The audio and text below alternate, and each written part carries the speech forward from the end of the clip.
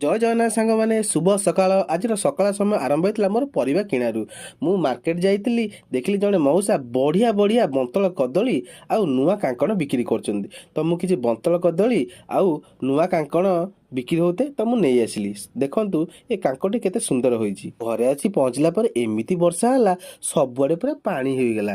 ବାପରେ ବାପ, ଏମିତିଆ ବର୍ଷା ପୁଣି ହୁଏ, ପୁଣି ଟୁପ୍ ଟୁପ୍ ହେଇକି। ସତରେ ଏତେ ମଜା ଲାଗୁଥାଏ, ଇଚ୍ଛା ହେଉଥାଏ ଏକ କାଗଜ ଡଙ୍ଗା କରି ସେ ପାଣିରେ ଭସେଇବାକୁ।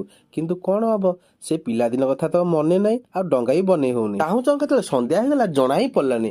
ତ ଭୋକ ଜୋର ଲାଗୁଥାଏ, ମୁଁ ଭାବିଲି ଟିକେ ବଜାର ଆଡ଼େ ଯିବି, କ'ଣ ଜଳଖିଆ କରିକି ଆସିବି। ମନେ ପଡ଼ିଲା ଆଜି ହେଉଛି ମଙ୍ଗଳବାର, ହାଟ ବାରି। ଧରମାର ଗରମ ଗରମ ଜିଲିପି କି ଆଉ ଗରମ ମାଲପୁଆ କରିଥିବେ, ଯିବି ଆଉ ଟେଷ୍ଟ କରିକି ଆଜି ଆସିବି।